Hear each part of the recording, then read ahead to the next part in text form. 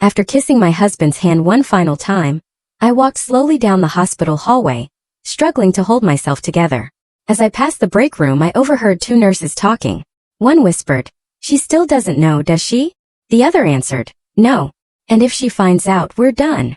I froze where I stood, my heart sinking. When I turned back, the room where my husband had been was locked. The whisper started the day Ben died, chilling me to the bone. She doesn't know. My husband, the man I loved, was gone, but the sickening feeling of betrayal had just begun. And I knew deep down, I was about to uncover a truth that would shatter my entire world. It all started that horrible day. I was still reeling, numb with grief, when I heard it. A whisper from the nurses that cut straight through me, revealing secrets they clearly thought I'd never uncover. "She doesn't know," one of them hissed, as if I was just some oblivious bystander, a footnote in my own husband's life story. But they were so wrong. They had miscalculated. Because a locked hospital room, my husband's suddenly missing phone, and a text message sent after he was declared dead. Those weren't coincidences to me. No, those were breadcrumbs deliberately left behind. And as I began to follow those breadcrumbs, bravely or foolishly, into the deepest darkness, I slowly realized the man I married, the man I loved, had been hiding secrets that would absolutely shatter everything I believed about our entire life together. They say grief makes most widows retreat, curl up, disappear. But not me. Grief for me just made me dangerous. My fingers trembled as I reached for Ben's hand. It was cold, so incredibly cold. The hospital room's steady beep had gone silent hours ago, replaced by the hushed voices of nurses and the squeak of shoes on the linoleum outside. "It's time, Mrs. Parker," the doctor said gently, his voice soft. "You can say your goodbyes now." I just nodded, completely unable to form any words. Just 3 days ago, Ben had kissed me goodbye before work, complaining about a headache. By lunchtime he was in the ER. By evening in a coma. And now he was just gone. A massive stroke at 35. It felt unreal. "Can we have a moment alone?" I managed to ask, my voice barely a whisper. The room cleared, and I sat beside the bed, studying my husband's face. I traced the lines around his eyes that appeared when he laughed, the small scar above his eyebrow from a childhood fall. His dark hair still messy just like always. "Ben," I whispered, tears finally falling. "I don't know how to do this without you." I brushed my thumb across his knuckles, remembering how those hands had held mine through everything. College graduation, our wedding, buying our first house. "I love you," I choked out. "I've always loved you." I leaned down and pressed my lips to his forehead. Cold. So cold. When I finally stood, my legs threatened to give way. Melissa, the nurse at the door, stepped forward to look at me. "Take your time, Mrs. Parker." I just nodded, clutching my purse. "Thank you for everything you all did." I walked toward the door, my body moving mechanically, while my mind remained trapped in a fog of disbelief. Ben couldn't be gone. Not my Ben. As I entered the corridor, 2 nurses stood huddled near the nurses' station, heads bent in conversation. I probably wouldn't have noticed them at all if not for their sudden chilling silence as I approached. "She still doesn't know, does she?" one whispered. "No," the other replied, her voice tense. "And if she finds out, we're finished." I froze mid-step. They hadn't seen me yet. What didn't I know? What were they hiding?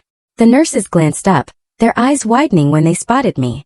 They quickly dispersed, one suddenly fascinated by a patient chart, the other hurrying down the hall.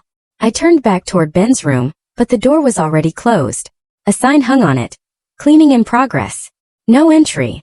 2 orderlies stood outside, their expressions neutral, but their posture rigid, almost guarded. A 3rd nurse, Tanya, approached me, her hand gentle on my elbow. "Mrs. Parker, you should go home. You've been through enough." There was kindness in her voice, but something else too. An urgency, like she was trying to usher me away. "Can I see his chart?" I asked, surprising myself with the question. I want to know what his last hours were like. If he was in pain, if he woke up at all while I wasn't here." Tanya's smile tightened. "You'll have to wait till morning. There's been a delay in documentation. Hospital protocol." "Was he conscious at all before he passed?" I pressed, not sure why this suddenly mattered so desperately. "No, Mrs. Parker. He wasn't responsive after admission." Her eyes slid away from mine. "He wouldn't have known." I nodded, trying to accept her words, but something felt wrong. Like walking into your home and sensing something's been moved, but not knowing what. "Emma." I turned to see Julia, Ben's sister, rushing down the hall. Her hair was disheveled, her eyes red-rimmed. "I came as soon as I could," she said, pulling me into a tight hug. "I can't believe he's gone." Julia had always been the emotional opposite of Ben. Where he was reserved, she was expressive. Where he planned, she improvised. They'd grown apart in recent years, speaking only on holidays and birthdays. It happened so fast, I said, my voice hollow. Julia pulled back, confusion crossing her face. But that doesn't make sense. He texted me this morning at 6 a.m. He sounded fine. He said he was feeling better and the doctors might release him soon. Tanya, who still stood nearby, stepped closer. That's impossible. Mr. Parker was declared brain dead at 5:04 a.m. Julia pulled out her phone, scrolling through messages. Look, she said, holding it out. 6:07 a.m. Feeling better. Doc say might go home soon. Tell Emma not to worry. That's what he wrote. I stared at the screen, at the message from my supposedly brain-dead husband. Tanya's face had gone pale. There must be some mistake, she insisted. Maybe the timestamp is wrong. Or what? I asked, my voice surprisingly steady despite the storm gathering inside me. Mrs. Parker, you've been through a terrible ordeal. Grief can make us look for answers. For something to make sense of a senseless. Her voice was rehearsed, like she'd said these words many times before. I need to go, I whispered, backing away. I'll drive you, Julia offered, but I shook my head. I need to be alone. The drive home was a blur. My mind kept returning to those whispered words. She still doesn't know. If she finds out, we're finished. And then there was the text to Julia, sent after Ben was supposedly already gone. Our house, my house now, was dark and silent when I arrived. I didn't bother turning on lights as I made my way to our bedroom. Everything was exactly as we'd left it 3 days ago. Ben's watch on the nightstand, his book face down on his side of the bed, his pajama pants tossed over the chair. I collapsed onto the bed, curling around his pillow. It still smelled like him. I pulled his wedding ring from my pocket. They'd given it to me in a small plastic bag along with his wallet. Why does this feel wrong? I whispered into the darkness. What weren't they telling me, Ben? The silence offered no answers. Morning came in fragments. Patches of sunlight on the floor, the distant sound of the neighbor's dog, a car door slamming. I hadn't slept, not really. Just drifted in and out of a day where Ben was still alive in one moment and gone the next. I pushed myself upright, my body aching from the awkward position I'd maintained all night. The bedside clock read 9:47 a.m. In normal times, I'd have already been at school teaching my fourth graders about fractions or state capitals. Normal times when Ben was alive. I forced myself to stand, to move. In the bathroom, I splashed cold water on my face and stared at my reflection. Dark circles under red eyes, pale skin. I looked like someone I didn't recognize. Ben's hospital bag sat untouched by the front door where I'd dropped it. I knelt beside it now, unzipping it slowly. His clothes were inside, neatly folded by someone at the hospital. The jeans and button-down shirt he'd been wearing when the stroke hit. His belt. His socks. But his phone wasn't there. Neither was his smartwatch. I frowned, trying to remember if I'd seen them at the hospital. I'd packed this bag myself when they admitted him, gathering his personal items while the doctors worked. I distinctly remembered putting both the phone and watch inside. I called the hospital, navigating the automated system until I reached someone in patient services. I'd like to request my husband's medical records, I said after explaining who I was. Ben Parker. He passed away yesterday morning. I'm very sorry for your loss, Mrs. Parker. We can certainly process that request. It typically takes 5 to 10 business days for medical records to be released. 5 to 10 days? I repeated. That seems long. There's an internal review process for all deceased patient records, the woman explained. Her tone was professional but distant. It's standard procedure. Something about her answer bothered me, but I couldn't pinpoint why. I also can't find some of my husband's personal items, his phone and smartwatch. They weren't in his bag. Let me check our system. I heard keyboard clicks in the background. I don't see any electronics listed in our inventory of Mr. Parker's belongings. Everything we had was returned to you. But I'm certain they were in his bag. I put them there myself. I understand your concern, Mrs. Parker, but our records indicate all personal items were returned. If you'd like to file a formal complaint. No, I said quickly. That's fine. Thank you. I hung up, that sense of wrongness intensifying. Where were Ben's devices? And why would his medical records need such a lengthy internal review? My phone rang, startling me. An unknown number. Hello, Mrs. Parker. A woman's voice, hushed and urgent. This is Tanya from the hospital. The nurse from yesterday. Yes. I shouldn't be calling you. I could lose my job. Her voice shook slightly. But I saw something in your husband's chart. Something that wasn't supposed to be there. My heart began to race. What? He was awake, Mrs. Parker. Yesterday morning before. She paused. He asked for you specifically. He was agitated, trying to tell the staff something. Why wouldn't they tell me this? Why? I have to go. The line went dead. I stared at my phone, my hands trembling. Ben had been conscious. He had asked for me and no one had told me. I needed to make sense of this. To organize the scattered fragments of information that were beginning to feel less like coincidence and more like something deliberate. I found a notebook in Ben's desk drawer. On the first blank page I wrote, "What happened to Ben?" Underneath I listed what I knew: stroke on Tuesday. Declared brain dead. Thursday 5:04 a.m. Text to Julia. Thursday 6:07 a.m. Nurses whispering about something I didn't know. Ben's missing phone and watch. Ben was conscious and asking for me. The facts stared back at me, disconnected but somehow linked. My phone buzzed with a text from Julia. Can we talk? Something doesn't feel right about this. We met at a coffee shop downtown an hour later. Julia looked as sleep-deprived as I felt. Ben called me Tuesday night, she said, stirring her untouched coffee. After they admitted him. He sounded scared, Emma. Not about the stroke, about something else. He said he had something important to tell you. That he'd messed up. Messed up how? He wouldn't say, just that he needed to make things right. I frowned. That doesn't sound like Ben. I know, Julia leaned forward. Which makes me think it was really important. After coffee I drove to our bank. I needed to start sorting out our accounts, beginning the grim process of untangling our finances. The banker was sympathetic, guiding me through the steps with practiced gentleness. You'll want to print out recent statements, she advised, for taxes and estate purposes. I nodded, grateful for the clear instructions. When she printed our credit card statement from the past month, I scanned it automatically and froze. There were charges I didn't recognize, small ones mostly. A gas station across town, a restaurant I'd never heard of. But one stood out. Peterson's Jewelry.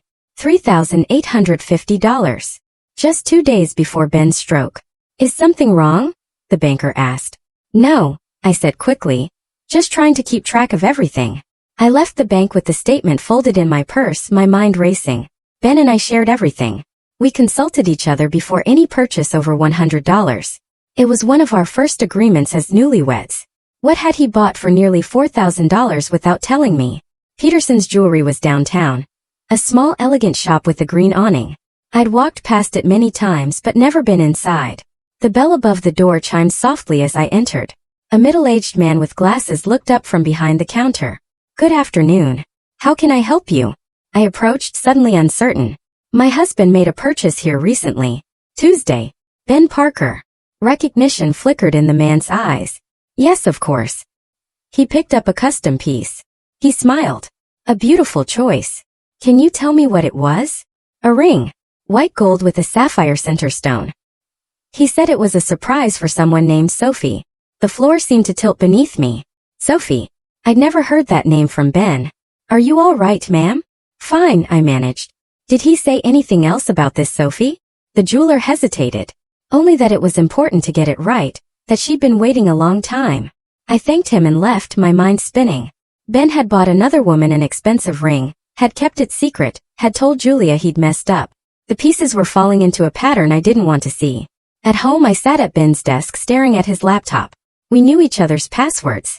Another thing we'd agreed on early in our marriage. No secrets. Except apparently there had been secrets. I opened his email, typed in his password. Access denied. He changed it. I tried variations of his usual password. Nothing worked. Finally I clicked forgot password, and had a reset link sent to his recovery email, which thankfully forwarded to my phone. The screen loaded and Ben's inbox appeared. Hundreds of emails, mostly work-related. But at the top, unread, sent yesterday morning from Sophie Allen, subject. You didn't tell her, did you? My finger hovered over the email. Fear and anger battling within me. I clicked. The email opened, revealing not just one message, but an entire thread spanning months. 8 months to be exact. I scrolled to the beginning, my heart pounding in my ears. Ben, I know we agreed to keep our distance, but Claire asked about you again yesterday. She's starting to ask questions I don't know how to answer. Claire. Sophie. I kept reading. Message after message. I was unfolding a story I knew nothing about. Ben's replies were careful, measured. I'm trying to figure out the right time, Sophie. Emma deserves to know, but I need to do this right. This wasn't what I had expected. These emails didn't read like love letters. They were heavy with obligation, with shared burdens. And then I saw it. A name that appeared again and again. Claire. Claire lost another tooth. Claire's teacher says she's reading above grade level. Claire wants to know why her daddy doesn't live with us. Her daddy? Ben. A photo attachment caught my eye. Dated 3 months ago. I clicked it open and the world stopped. Ben, smiling broadly, was kneeling beside a little girl at a playground. She had his eyes. His dimple when she smiled. The caption read simply, "First day at the park with Daddy." The laptop slid from my trembling hands onto the desk. Ben had a child. A daughter. And had hidden her existence from me for our entire marriage. No, I repeated. No. I reached for my phone, dialing Julia's number without thinking. "Emma, what's wrong?" Her voice was instantly alert. "Did you know?" I demanded, surprised by the anger in my voice. "About Ben's daughter?" Silence stretched between us. Then quietly, "What daughter?" "Claire. He has a daughter with a woman named Sophie. He's been seeing them, spending time with them." My voice cracked. "Buying them jewelry." "Oh my God," Julia breathed. "That's what he meant." "What?" "Last Christmas at your house. I overheard him on the phone in the backyard. He said, if Emma ever finds out, she'll leave me." I thought maybe he'd lost money or something. But this. I hung up without saying goodbye. I needed to see her. This Sophie. This woman who had shared a secret life with my husband. Finding her wasn't difficult. Sophie Allen was on Facebook. Her profile semi-public. She was pretty in an understated way. Chestnut hair, kind eyes, nothing like me. Her profile listed her as a single mom to 6-year-old Claire, elementary school teacher, lives in Westfield, just 20 minutes from our house. 6 years old. Which meant Ben had known her before we were married, had gotten her pregnant, then left her to marry me. No, that wasn't the Ben I knew. The timeline didn't make sense. I drove to Westfield that afternoon. Sophie's address from a property records search entered into my GPS. Her house was small but well kept, with a bicycle on the front lawn and chalk drawings on the driveway. I parked across the street, not sure what I planned to do. Confront her? Demand answers? Ask to see the child my husband had kept secret? As I sat there, the front door opened. A woman, Sophie, stepped onto the porch. She called something over her shoulder, and then a little girl burst through the doorway, her backpack bouncing as she ran to her mother. Claire. Ben's daughter. The resemblance was unmistakable now that I saw her in motion. The way she tilted her head when she laughed, the animated gestures as she spoke. Before I could think better of it, I was out of the car and crossing the street. Sophie noticed me approaching, her smile fading as she pulled Claire closer to her side. "Can I help you?" she asked, weariness in her voice. "I'm Emma," I said.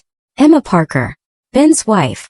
Recognition dawned in her eyes, followed by a complex emotion I couldn't name. Not guilt, not fear, something like resignation. "Claire, honey, go inside and start your homework. I'll be in soon."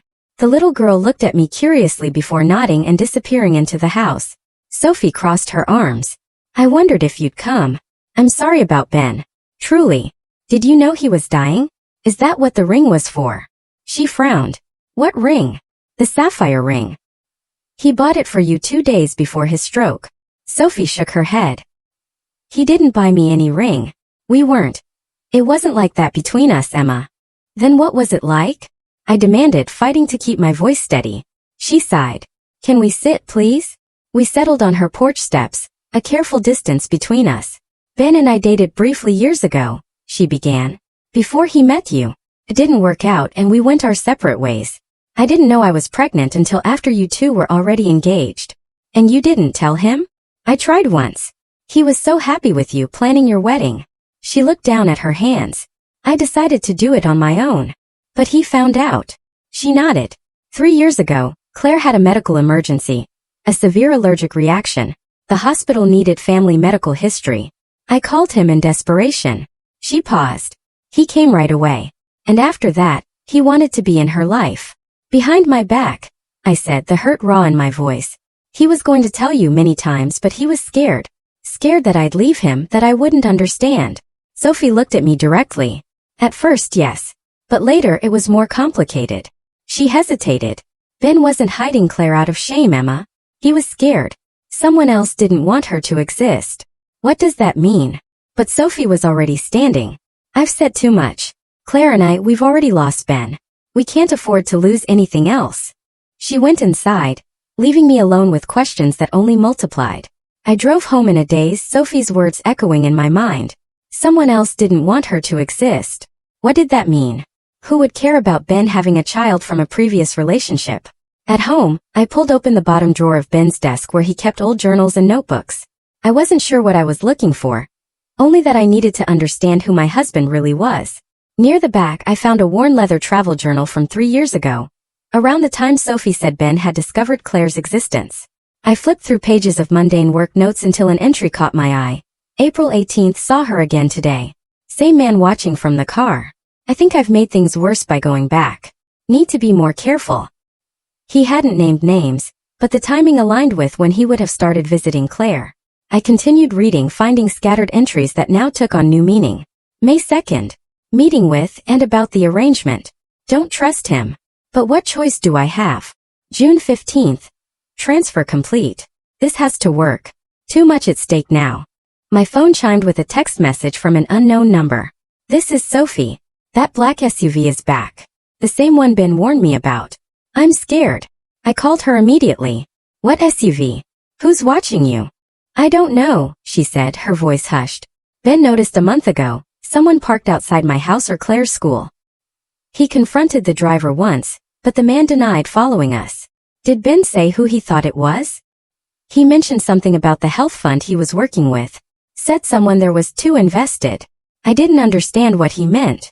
Health fund. Ben worked in finance, specializing in healthcare investments. He'd mentioned a special project over the past year. Something about a private medical research foundation. I'd assumed it was just extra work. Sophie, what school does Claire attend? Briarwood Elementary. Why? I opened my laptop, searching for Briarwood. It was a private school with prominently displayed logos of its benefactors at the bottom of the website. Among them, Westlake Health Innovation Fund, where Ben had been consulting. The connection hit me like a physical blow. Ben hadn't just been visiting his secret daughter. He'd been funneling money to her school through his work with the health fund. But why would that put them in danger? The next morning, I drove to the Westlake Health Innovation Fund offices. The building was sleek and modern, with tinted windows and a minimalist lobby. I approached the reception desk with forced confidence. Good morning. I'm Lisa Parker, Ben Parker's assistant. I need to collect some files from his office. The receptionist frowned. I wasn't aware Mr. Parker had an assistant. I work remotely usually, but since his passing, I've been asked to gather his materials. I smiled, hoping she couldn't hear my pounding heart. I'll need to call upstairs for approval. While she dialed, I glanced around the lobby. Security cameras in every corner. Visitor badges with QR codes assigned by the elevator. All visitors must sign confidentiality agreements before proceeding beyond reception. This wasn't just tight security. This was paranoia. I'm sorry, the receptionist said, hanging up. Someone will be down to speak with you. Minutes later, the elevator doors opened. A man in an impeccable suit approached, his smile not reaching his eyes. I'm Nathan Wells, Chief Security Officer, he said, extending his hand. You must be confused. Ben Parker didn't have an assistant. I felt my face flush. I'm not his assistant. I'm his wife, Emma Parker. Nathan's expression shifted subtly. Mrs. Parker, my condolences for your loss, but I'm afraid I can't allow you access to Mr. Parker's workspace. His contract included strict confidentiality provisions that survive his death. What was he working on here? I asked directly. I'm not at liberty to discuss that, but legally, you're no longer involved with any of it. His tone softened artificially. Ben's personal effects from his desk have already been packed up. I can have them sent to you. That would be appreciated, I said, swallowing my frustration. As I turned to leave, Nathan added, Mrs. Parker, Ben was a valuable member of our team. His dedication to certain projects will be hard to replace. The way he emphasized dedication sent a chill through me. Back in my car, I called Sophie again. What medical condition does Claire have? Why? Her voice was instantly guarded. Please, Sophie, it's important. She hesitated. She has Kaplan-Mercer syndrome. It's rare. A genetic disorder that affects her immune system and development. Why are you asking about this Kaplan-Mercer syndrome? I'd never heard of it. The health fund Ben worked with. Did they ever reach out to you about Claire? Once, about 2 years ago. They wanted to enroll her in some clinical study. I refused. It felt too experimental, too risky. The pieces were starting to align, forming a picture I could barely comprehend. Ben's secretive behavior, the money trail, his fear. My phone rang. An unknown number again. Mrs. Parker, this is Thomas Grayson. I was your husband's attorney. I frowned. Ben and I shared a lawyer for our wills and house purchase. I don't understand. Our attorney is Richard Simmons. I was retained by your husband privately approximately 2 years ago. He left specific instructions that in the event of his death, I was to contact you after a brief waiting period. My grip tightened on the phone. What instructions? He left an envelope for you.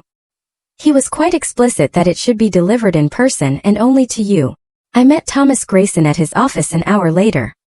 He was older than I expected, with kind eyes behind wire-rimmed glasses. Ben came to me in a state of considerable distress, he explained, retrieving a sealed envelope from his desk safe. He wouldn't specify what troubled him, only that he needed to ensure certain information would reach you if something happened to him. The envelope was heavy in my hands. My name was written on it in Ben's familiar handwriting. Did he seem afraid? I asked. Thomas considered this. Not afraid exactly. Determined. Like a man making contingency plans he hoped never to use. I thanked him and returned to my car before opening the envelope. Inside was a key, a hand-drawn map that appeared to show part of the hospital, and a note. Emma, if you're reading this, then I waited too long to tell you. I'm sorry. For everything. The key opens locker 224 in the hospital's East Wing staff area. What you find there will explain better than I ever could. I love you. Always have, always will. Ben. I drove straight to the hospital. Ben's map guiding me to a staff-only storage area in the East Wing. Using a service elevator as he'd indicated, I avoided the main areas where I might be recognized. Locker 224 was at the end of a quiet corridor. The key slid in perfectly. Inside were files, USB drives, and a handwritten letter on top. Emma, they didn't want her to live. I fought it. I did everything I could. The fund isn't what it seems. They're using children like Claire for something beyond medical research. When I found out, I tried to pull her out safely. They threatened me. Threatened Sophie. Said they'd withdraw all treatment if I exposed them. I had to play along. Had to keep you in the dark to protect you. If you're reading this, something's gone wrong. Get these files to Dr. Rachel Hansen at the State Medical Board. She's the only one I trust. Forgive me, Ben. I sank to the floor, the files scattered around me, as grief and raw rage collided in my chest. The nurse's whispered words now made horrifying, sickening sense. She still doesn't know, does she? No. And if she finds out, we're finished. They weren't talking about an affair. They were talking about whatever had really happened to Ben. Whatever he had discovered that had cost him his life. In that sterile hospital hallway, surrounded by my husband's desperate final message, I made a promise. I would uncover every secret Ben had died protecting, no matter what it cost me. I spent the night reading every document in Ben's locker. My eyes burned and my head throbbed, but I couldn't stop. Each page revealed another layer of a nightmare I could barely comprehend. Ben's letter was only the beginning. He'd kept meticulous records of everything. Emails, meeting notes, recorded phone conversations. The full truth was laid out in his careful handwriting, each detail more shocking than the last. Claire had been diagnosed with Kaplan-Mercer syndrome at age 3. It was rare, potentially fatal, with no FDA-approved treatments. Sophie had struggled to find specialists who even recognized the condition, let alone knew how to treat it. Then, Westlake Health Innovation Fund had reached out, seemingly by coincidence. They were running a clinical trial for a new treatment. They said Claire would be perfect. Sophie had refused, uncomfortable with the experimental protocol and the mountains of non-disclosure agreements they'd pushed at her. That's when Ben stepped in. Unknown to Sophie, he'd used his connections at work to enroll Claire in the study under modified paperwork. He forged Sophie's signature, falsified addresses, created an entire fictional backstory for how Claire came to the program. And it had worked. Claire had started receiving treatments. Her condition had improved dramatically. But 6 months in, Ben discovered something that changed everything. The fund wasn't just studying these children. They were using them. Testing boundary-pushing treatments that hadn't gone through proper channels. The children showing the most promise were being groomed for something called Phase 3, details of which Ben had been unable to uncover. When he tried to withdraw Claire from the program, they threatened to expose his fraud. Worse, they said they'd ensure Claire never received medical treatment anywhere again. They had the connections to make it happen. So Ben had made a devil's bargain. Silence in exchange for Claire's continued treatment. He'd become an unwilling accomplice, funneling money through legitimate-looking channels, helping them recruit other desperate families, all while keeping everything from me. The sun was rising as I finished reading, casting long shadows across our living room floor. I felt hollow, scraped out. The husband I thought I knew had been living a double life, not of infidelity, but of desperate choices and moral compromise. I called Sophie. "I know everything," I said when she answered. "About Claire's condition, about what Ben did to get her into the program." Silence stretched between us. "Then he told you," she whispered. "He left documents, letters, everything." I paused. "Did you know what he did? That he enrolled her without your consent." "I found out last month," she said, her voice tight. I was furious. I threatened to go public, to report him and the fund. He begged me to wait. Said he was gathering evidence, building a case. He just needed time. Time he didn't get. "The ring," I said suddenly. "The sapphire ring he bought. It wasn't for you, was it?" "No," Sophie said softly. "It was for Claire. Her birthstone. He wanted to give her something permanent, something that would last." She didn't finish the sentence. We both knew why. In case he wasn't around. "We need to talk in person," I said. "This isn't over." I met Sophie at a park the next day. Claire was at school, the school Ben had helped fund, I now realized. We sat on a bench watching other children play, as we spoke in low voices. "How is she?" I asked. "Better than she's been in years," Sophie admitted. "The treatments, whatever they are, they're working. Her immune system is actually functioning. She's growing normally. She can run and play like other kids." "At what cost?" Sophie looked at me sharply. "What would you have done? Let her suffer endlessly?" "That's not what I meant," I said. "Ben believed they're using these children for something beyond treatment, something dangerous." "Then why didn't he stop it?" "Because he was trapped," I said. "They had leverage over him, and he was afraid for Claire." Sophie stared at the playground where a little girl was climbing the monkey bars, her face set in determination. "Claire doesn't know any of this. She just knows that she feels better and that Ben," her voice caught, "that her dad visited sometimes and brought her presents. Do you have copies of any paperwork from the fund? Anything you signed initially?" "Just the rejection letter I sent when I refused to enroll her." "Why?" "Because I need to understand exactly what we're dealing with." After meeting Sophie, I drove to Children's Medical Center. Dr. Rosenthal, according to Ben's notes, was Claire's primary physician and the liaison between the families and the fund. I checked the directory in the lobby and found his office on the 4th floor. Outside his door I hesitated, then knocked. "Come in," called a voice. Dr. Rosenthal was younger than I expected, maybe early 40s, with kind eyes and a weariness that suggested long hours. His office walls were covered with children's drawings. "Can I help you?" he asked. "I'm Emma Parker," I said. "Ben Parker's wife." Recognition flickered in his eyes, followed immediately by caution. "I'm very sorry for your loss, Mrs. Parker. How can I assist you today?" "I'd like to talk about Claire Allen." His expression didn't change, but his hand stilled on the desk. "I'm afraid I can't discuss patients with non-family members." "I know about the Westlake program," I said.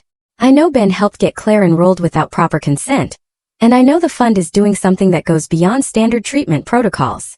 Dr. Rosenthal glanced at his closed door, then back at me. "Mrs. Parker, I understand you're grieving, but these are serious allegations." "They're not allegations. They're facts. Facts that Ben documented extensively before his death." He was silent for a long moment. "What exactly do you want from me?" "The truth. Is Claire in danger?" He sighed heavily. "Sometimes helping someone means coloring outside the lines, Mrs. Parker. The treatments these children receive aren't approved through conventional channels, because the conventional channels move too slowly for kids like Claire. So you falsify records, coerce families, threaten people who try to speak out?" "I treat my patients," he said firmly. "What the fund does with their data, how they secure their funding, that's beyond my control." "Is it?" I challenged. "Or do you just look the other way because the results justify the means?" He stood abruptly. "I think you should leave, Mrs. Parker. I have patients waiting." "One more question," I said, remaining seated. "What is phase 3? Dr. Rosenthal's face paled slightly. "I don't know what you're talking about," but I could see in his eyes that he did, and it frightened him. I left the hospital and drove directly to Claire's school. I parked across the street, watching children pour out at dismissal time. Claire was easy to spot. Ben's eyes, Ben's smile as she ran to where Sophie waited. She looked healthy, happy. Whatever was happening with the fund, whatever moral lines had been crossed, the treatment was working. Was it worth it? The deception, the compromise, the fear? As I watched Claire climb into Sophie's car, laughing at something her mother said, I could understand why Ben had thought so. But the cost was rising. 2 days later, Sophie called in a panic. They've dropped Claire from the program, she said, her voice shaking.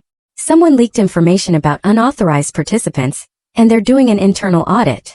Claire's been removed from treatment, effective immediately. My stomach dropped. What did they say? Just that there were irregularities in our paperwork that needed to be addressed. That Claire's participation is suspended indefinitely. She took a shuddering breath. Emma, without those treatments, her condition could regress. Everything she's gained could be lost. I thought of Ben's desperate note. They didn't want her to live. I fought it. I did everything I could. What if exposing the truth meant Claire would suffer? Was justice worth a child's health, her life? I'll call you back, I said. That night I sat at Ben's desk surrounded by his files, torn between two impossible choices. Expose the fund's unethical practices and risk Claire's health, or stay silent and let them continue using vulnerable children for whatever Phase 3 entailed. Ben hadn't found a way out of this maze. Had his death been a result of trying? My phone rang. Unknown number. Hello, Mrs. Parker. My name is Travis Harmon. I was a colleague of your husband's. We need to talk. We met at a diner off the highway, a place unlikely to be frequented by anyone connected to Westlake. Travis Harmon was in his 50s with graying hair and sharp eyes that missed nothing. I worked with Ben on the initial Westlake partnership, he explained, his coffee untouched. I was the whistleblower who exposed their previous fund's tactics 3 years ago. Previous fund? Travis nodded grimly. They've operated under different names. Westlake is just the latest iteration. They find a legitimate medical need, rare diseases with no established treatments, and use it as a shield for their real operations. Which are what exactly? He glanced around before continuing in a lower voice. Developing biological enhancements that go way beyond treating disease. Military applications mostly, but they need human subjects and children are ideal. Their systems are more adaptable. That's monstrous, I whispered. It is, and nearly impossible to prove because they hide behind layers of legitimate research. The treatments work.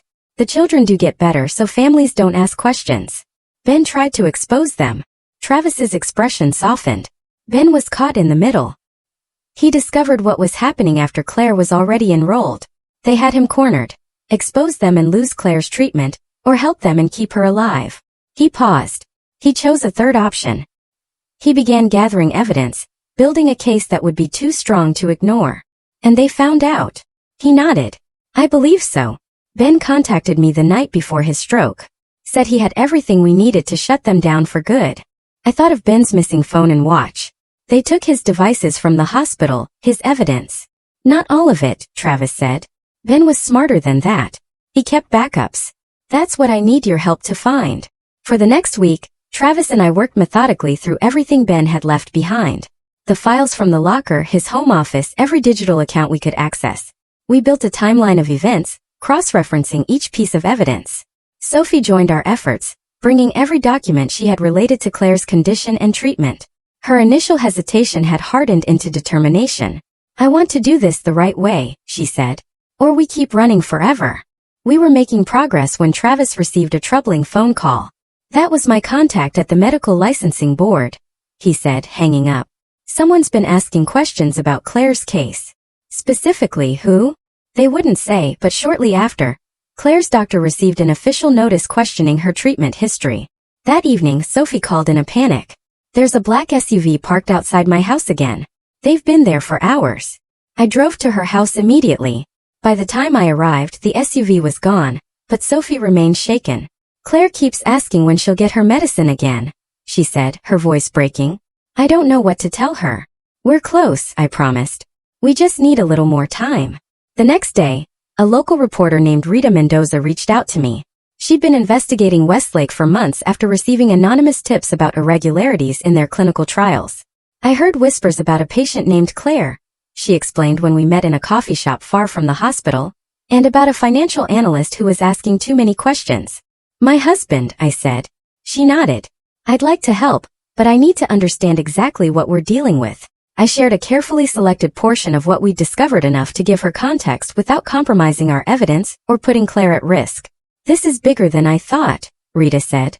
And more dangerous. Are you sure you want to pursue this? I don't have a choice, I said. Neither does Claire. That night, I returned home to find a letter from my school district. My teaching position was being reviewed due to financial irregularities in my classroom expense reports. Reports that had never been questioned before. They were coming after me now. The next day, Travis obtained something invaluable. An audio recording from an anonymous source inside Westlake.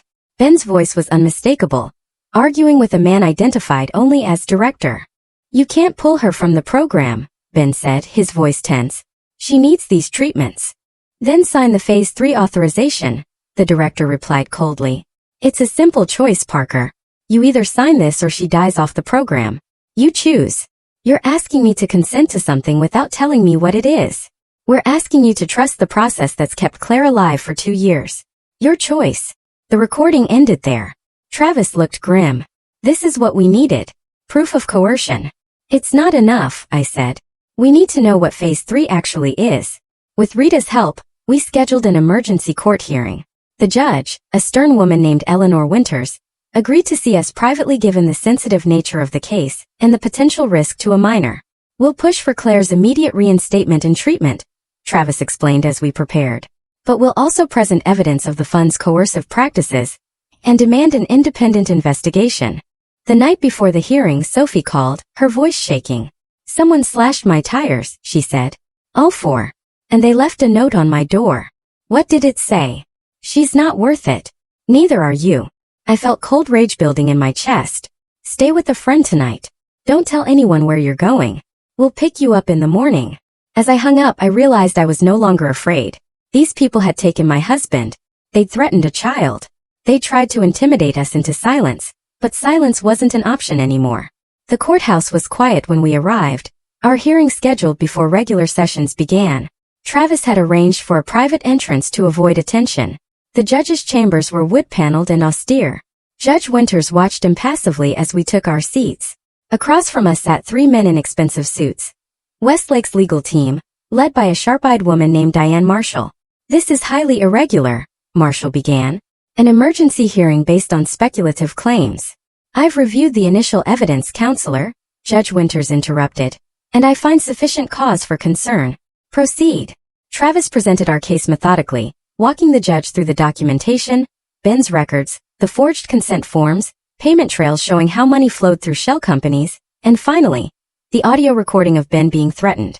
What we have here, Your Honor, Travis concluded, is a systematic pattern of exploitation. Vulnerable families with children suffering from rare diseases are targeted, coerced, and then trapped in a program that goes far beyond ethical medical research. These are serious allegations, Judge Winters said. What does the fund have to say? Marshall stood. Your Honor, Westlake Health Innovation Fund operates under strict FDA oversight. Our clinical trials have saved countless lives, including Claire Allen's.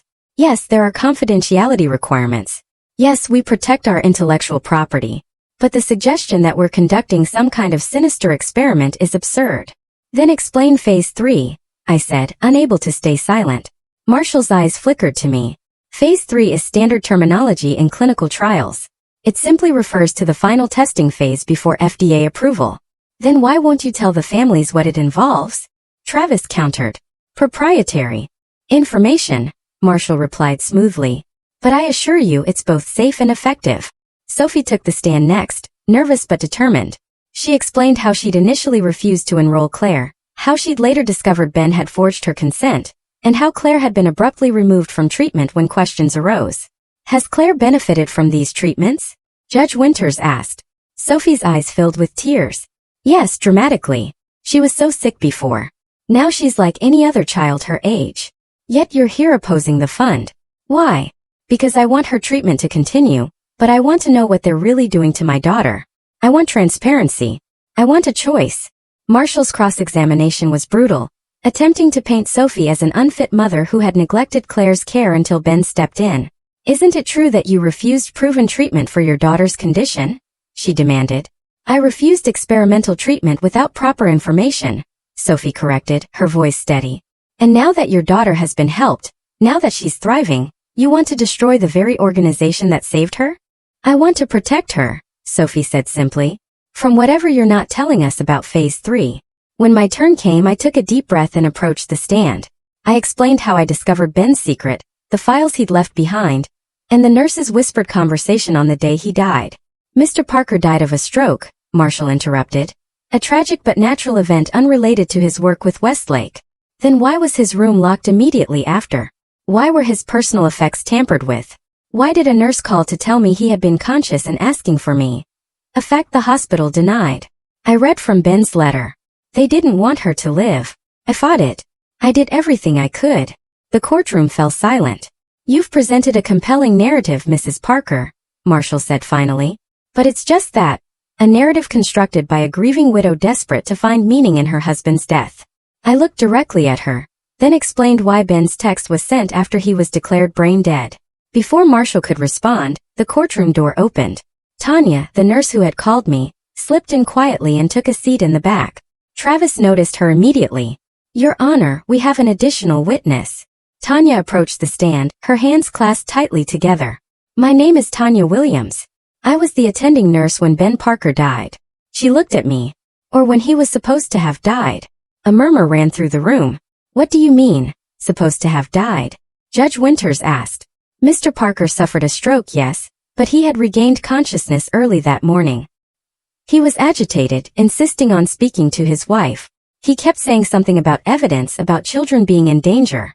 She took a shaky breath. Then Dr. Harrison arrived. He's not even an ICU doctor. He ordered everyone out, said he needed to perform an assessment. When we were allowed back in, Mr. Parker was gone. Are you suggesting foul play, Miss Williams? Judge Winters asked sharply. I'm stating what I saw, Your Honor. Several of us raised concerns. 2 days later, our employment records were flagged for procedural violations. Most of us were offered transfers or severance packages. This is outrageous. Marshall interjected. Unfounded accusations. Miss Marshall, Judge Winters said firmly. I suggest you allow the witness to finish. Tanya continued, describing how Ben's room had been immediately sealed, how his personal effects had been inventoried by fund security rather than hospital staff, how the timeline of his death had been altered in official records. By the time she finished, even Marshall's composure had cracked. Judge Winters called a brief recess, returning 30 minutes later with her decision. What happened here, she began, represents a profound breach of trust, medical, legal, and ethical. While I cannot yet determine the full extent of wrongdoing, the evidence presented today warrants immediate action. She ordered Claire's reinstatement into treatment under court-monitored supervision. The fund was required to provide complete documentation of all protocols, especially Phase 3. An independent medical review board would oversee Claire's care. Additionally, she concluded, I am ordering a full investigation into the circumstances surrounding Benjamin Parker's death. Miss Williams, you'll be granted whistleblower protection.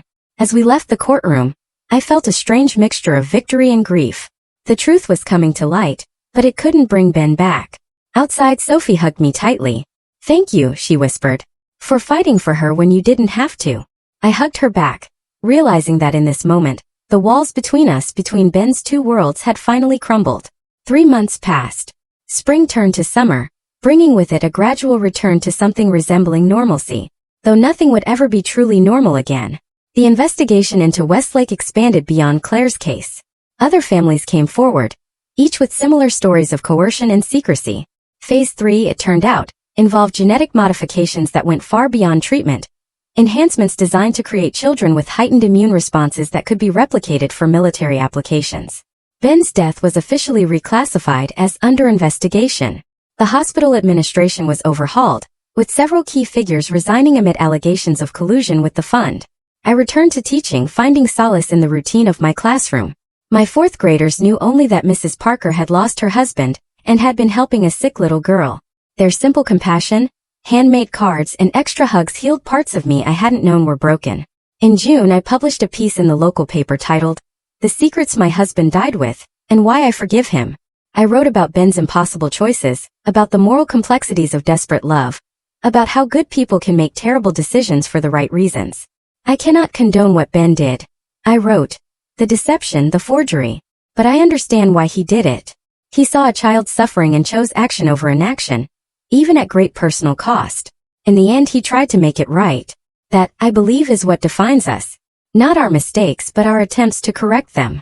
The article was picked up by national media. Other whistleblowers contacted Travis, sharing similar stories from different medical research facilities. What had begun as one family's nightmare was exposing a pattern that stretched across the country. Sophie brought Claire to visit me one sunny afternoon. I had been hesitant about meeting her, this child who had been the center of so much pain and secrecy. But when she bounded up my front steps, a drawing clutched in her hand, all reservations vanished. "This is for you," she said, handing me the paper. "Mom says you helped make the bad doctors go away." The drawing showed 3 stick figures inside a heart. They were labeled Mom, me, Miss Emma. "It's beautiful," I said, kneeling to her level. "Thank you, Claire." She had Ben's smile, his curious eyes. But she was entirely her own person, vibrant. "Working," she said. "No more secret injections or unexplained procedures. Just straightforward medicine, fully documented." "Good," I said. "That's good." She looked at me sideways. "You didn't have to help us. After what Ben did, lying to you all those years, you could have walked away." "I thought about it," I admitted, "for about 5 seconds." "What changed your mind?" I watched Claire as she discovered a butterfly in my garden, her face lighting up with wonder. "At first I was helping Ben, finishing what he started. Now," I gestured toward Claire, "now I'm helping her." Sophie nodded, understanding. She asks about him sometimes. I tell her that her dad was brave, that he loved her very much. "He did," I said softly, "in his way."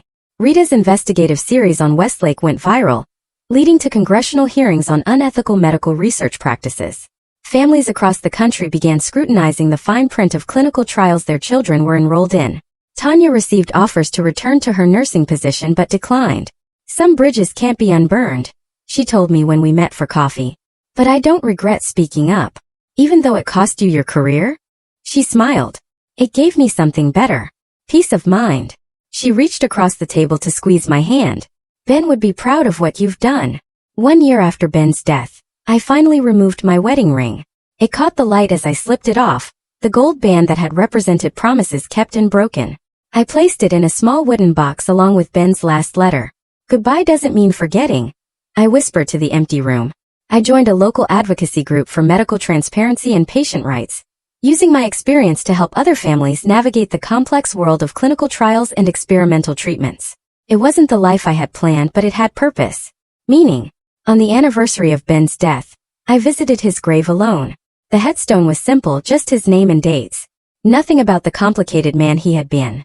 The loving husband, the secret father, the reluctant conspirator, the final whistleblower. I placed fresh flowers against the stone, then sat on the grass beside it. "I found the truth, Ben," I said to the quiet cemetery. "And I still love you. But now." I took a deep breath, feeling the weight of the past year lifting slightly. Now I get to breathe again. As I walked back to my car, I thought about the many versions of truth I had discovered since that day in the hospital corridor. The truth about Ben, about Claire, about what people will do, good and bad, in the name of love and survival. He died with secrets, but he also died trying to fix them. And in the wreckage he left behind, I found the strength to begin again. What would you do if the truth about someone you loved was hidden behind a wall of whispers? Could you find the courage to tear it down?